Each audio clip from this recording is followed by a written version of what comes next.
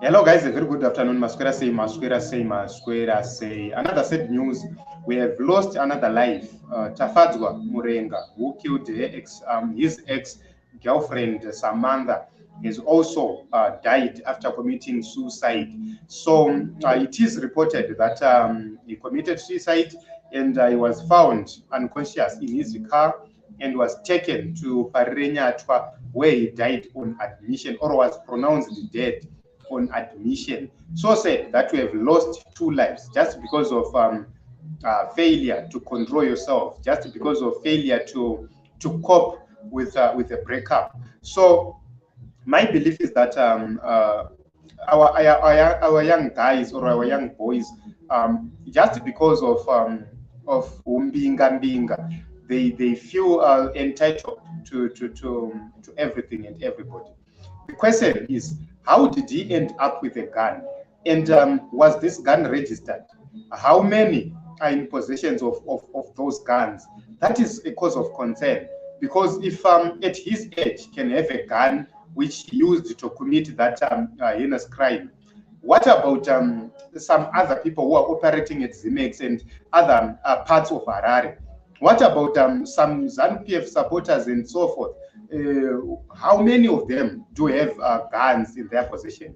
These are the people who are supported by the politicians. And politicians came out. There is this other guy, I'm forgetting the name of that high-profile ZANU-PF person. He came out and said they do their work legitimately. And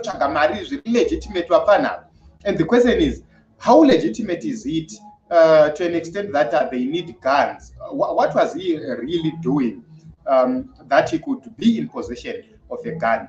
And that gun was used wrongly to commit a crime. A life was taken. No matter the differences, we must not resort to killing each other. That is not proper. That is not good. Why?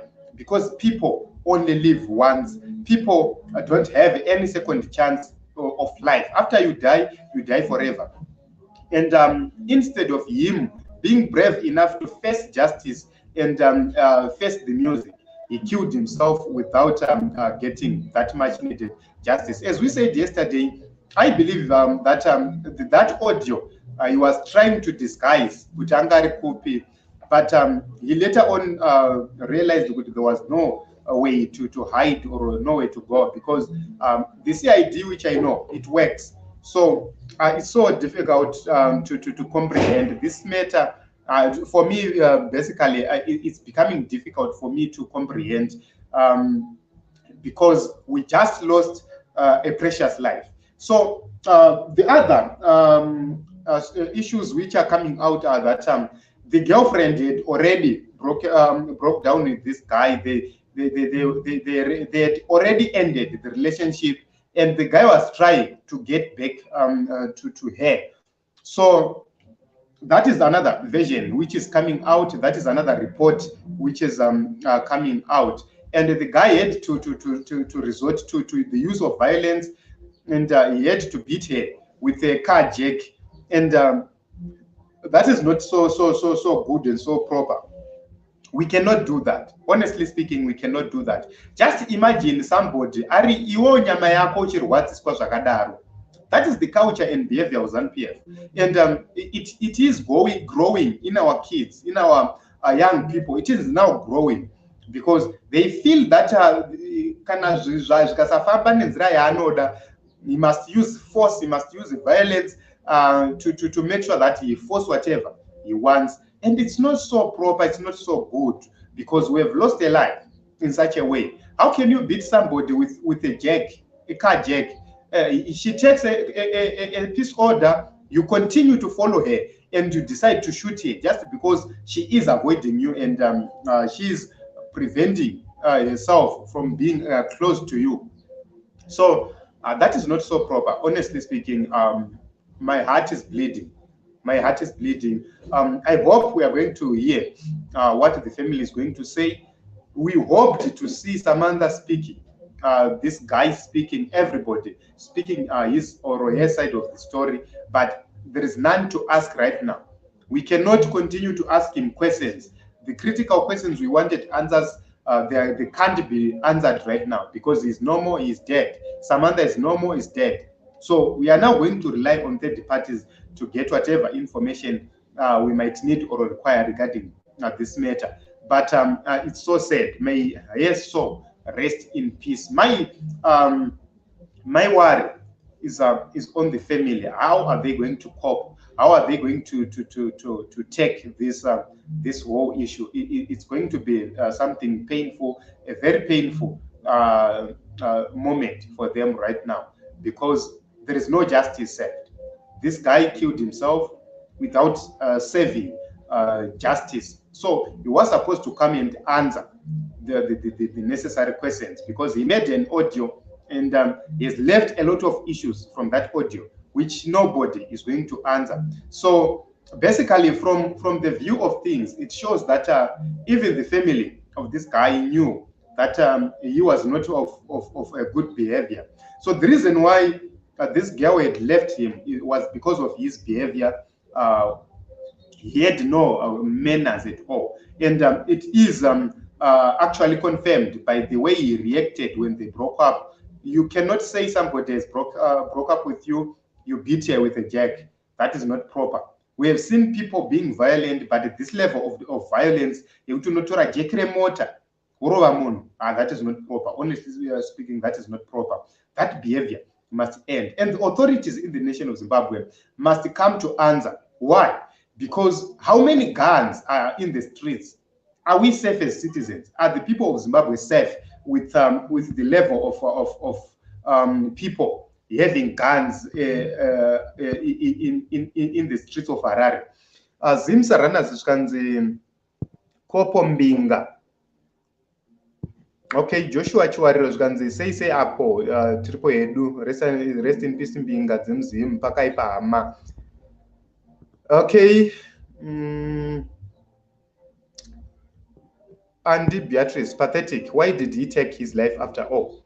That is the death of a fool. Yeah, basically, I don't see any reason for you to use force. I believe that when you are in business and you need a gun, that gun must be used against criminals. That can be justified. Not a vulnerable girl, a girl with nothing, with just a cell phone and boobs. You bring a gun. What else did she have? She doesn't have power. She's just nobody. So if you listen to his audio time and again, I was listening to it time and again to try and get sense from that audio. He says clearly that he shot while their hands were in their heads.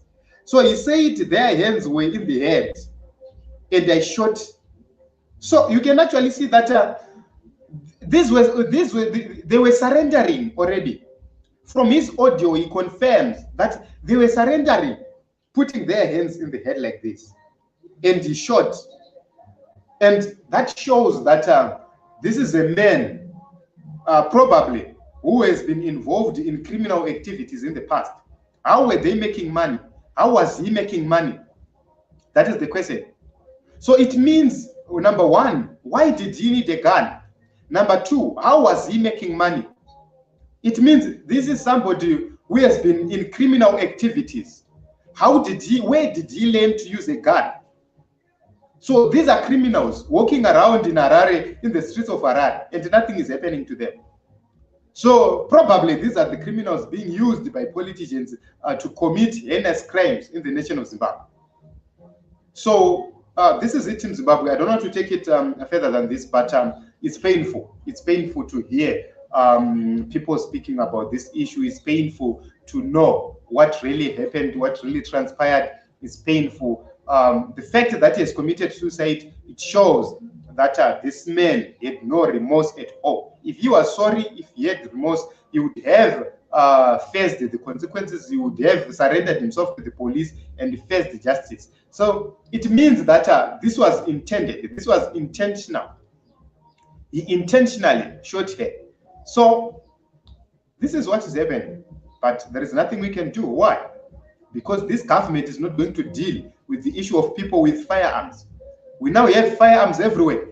Everywhere. If you see dealers now in possession of firearms, so it means we are not safe. Anytime you can be shot and you can be killed, especially when you're in politics. ZANU-PF boys vakatorwa mafoto vakabata pfuti. Nobody made sure that they answered. They didn't answer. So you can actually see that it shows that the majority of the people we have, they're in possession of guns. It's so sad in Zimbabwe. May Samantha's soul rest in peace. We hope that she will be consoled, and the family will be consoled, especially the father, the mother, and the sister who was there, because she was shot in the presence of her sister. And I just imagine the trauma this girl, this young sister is going to go through, the trauma she's going to have for the rest of her life. If she ever thinks about her sister, you know, the problem is that these pictures which are being uploaded on social media, they remain there for a very long time, probably forever. So whenever you come across that picture on social media, you begin to think how it happened, and just imagine the trauma. So one day or the other, one way or the other, she will go through these photos, and it is going to be a very difficult moment for her. And I hope that she is going to be consoled. Let's pray for her so that she can comprehend the situation, so that she don't get much emotional, and she don't get much traumatized by this whole event. So thank you very much for coming. Please, thank you very much for your contributions and your comments here on this platform.